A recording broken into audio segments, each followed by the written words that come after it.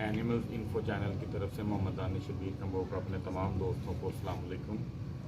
दोस्तों, आज की वीडियो बनाने का मेरा मकसद उन भाइयों के लिए है जिनको इस बारे में इतना ख़ास नॉलेज नहीं है। बरसीम का सीज़न शुरू होने वाला है, जिसको हम शटाला कहते हैं, बरसीम भी कहते हैं। तो वो तकरीबन 20 दिन तक जो है ना स्टार्ट हो जाएगा। तो उसकी कुछ एहतियात होती हैं, हर भाई को नहीं इस बारे में इल्म होगा। तो बरसीम जो स्टार्ट होता है ना हमारे स्टार्ट सीज़न में, तो ये होता है तकरीबन स्टार्ट गुजरात वाली साइड से। तो उसके अंदर ये आ जाता है कि जब बरसीम स्टार्ट होता है ना, तो उसके अंदर वो खाद वगैरह या स्प्रे का इस्तेमाल जो है ना करते हैं बहुत ज़्यादा।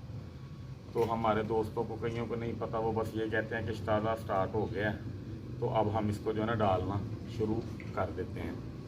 लेकिन उसके अंदर ये चीज़ आ जाती है कि उसके अंदर इन्फेक्शन होता है बहुत ज़्यादा। गाय भैंस तक तो वो पट्ठा खाते हैं, उनको कोई इशू नहीं आता उसमें। लेकिन जब आप अपने छतरों को डालेंगे ना, तो वो दवाइयों के असर की वजह से आपके जानवर के मैदे को जो है ना इन्फेक्ट करेगा। आपके जानवर का मैदा ख़राब होगा, बीमार हो जाएगा, आपसे संभाला नहीं जाएगा।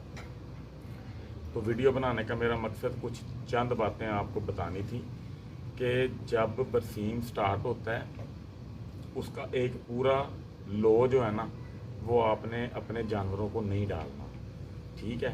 जब तक बारिशें ना शुरू हो जाएं, वो उसके अंदर से जो मतलब कि दवाइयों की जो स्मेल, जो उसका असर है ना, वो बारिशों ने दूर करना होता है। उससे पहले आपने अगर अपने जानवर को बरसीम डाली, चारा सब्ज़ जो है, तो आपके जानवर के 100% चांसेस जो है ना वो उस पर बीमार होने के हो जाते हैं। उसके अंदर 2-3 किस्म आ जाती हैं कि दवाइयों वाले पट्ठों की वजह से आपके जानवर का मैदा ख़राब हो जाता है, उसके अंदर जहर भी आ सकता है, आपके जानवर के मुंह से झाग भी आ सकती है। तो वो आपका जानवर जो है ना बीमार होकर पीछे चला जाता है बहुत ज़्यादा। तो इन चीज़ों का आपने ख़ास ख्याल जो है ना रखना है।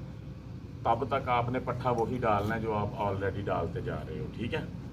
तो अगर आपको मकई भी अवेलेबल नहीं, बिलफर्ज लूसन भी अवेलेबल आपको सब्ज़ नहीं है आपके एरियाज़ के अंदर अगर बिलफर्ज, तो उसका एक बेहतरीन और हल भी है कि आप जो है ना लूसन, जो खुश्क लूसन होता है ना, वो पाकिस्तान के हर शहर में तकरीबन जो है ना मिल जाता है, ठीक है। आप ऑर्डर दे के ऑनलाइन भी जो है ना मंगवा सकते हो।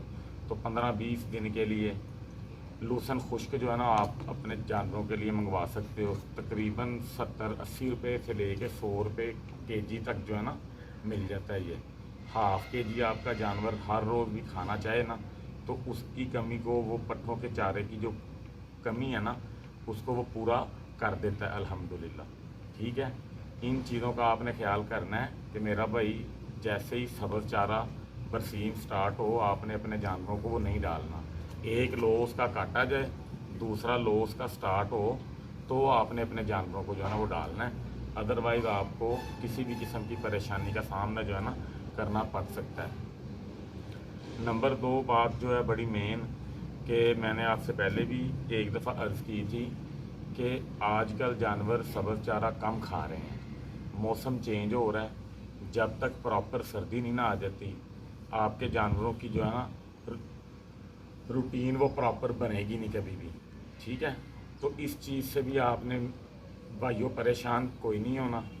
पट्ठे आपके जानवर अगर नहीं खा रहे या थोड़ा खा रहे हैं ना, तो उसका अच्छा हाल ये है कि आप अपने जानवर को जो है ना वंडा आधा डाला करो, ठीक है। दूध वगैरह साथ उसको जो है ना आप उसको अल्लाह खैर करे दे दिया करें, ताकि आपके जानवर की जो ग़िज़ाई कमी है ना वो अल्हम्दुलिल्लाह ओके रहेगी, पूरी रहेगी। आपके जानवर को किसी किस्म की कोई टेंशन नहीं बनेगी, ठीक है जी। तो क्या इसका नाम लेते हैं, चारे में आपने लाजमी एहतियात करनी है, लेकिन चारा सबसे बुनियादी ज़रूरत है जानवर की। वंडा बाद में आता है, चारा पहले आता है। ये आपने सोच अपने जहन से निकाल देनी है कि बग़ैर चारे के आपके जानवर की सेहत ठीक रहेगी। आपके जानवर की सेहत, उसका मैदा, उसकी ग्रोथ, हाइट, हर चीज़ जो है ना वो चारे से स्टार्ट होती है। अगर आपका जानवर चारा प्रॉपर खा रहा है तो उसने जो है ना कुछ आपको बन के दिखाना है, वंडा खाली नहीं आप उसको जो है ना डाल सकते। अगर आप खाली वंडा डालोगे तो आपके जानवर का रिज़ल्ट वो कभी भी आपको नहीं मिल पाएगा जो आपको चाहिए। बिलफर्ज अब ये बच्चा है ना, इसके ऊपर मेरा फोकस ये है कि जब ये आया था आपने ये देखा ही था, ये इस टाइम माशाल्लाह 3 से 4 किलो 4.5 किलो तक पट्ठे खाता है रोज़ माशाल्लाह। ठीक है, वंडा इसको मैं मुनासिब सा तकरीबन हाफ kg तक मैं देता हूँ, वो भी उसके अंदर ज़्यादातर छिलका होता है। तो माशाल्लाह इसकी मेंगन भी फुल मोटी है अल्हम्दुलिल्लाह। अल्लाह ताला अपने इसको अमान में रखे सबके जानवरों को। लेकिन इसने चारा ही खाना है, सब्ज़ चारा ही खाएगा ये पूरा साल। ये 2 साल के लिए ना बिलफर्ज, तो ये सब्ज़ चारा ही खाएगा।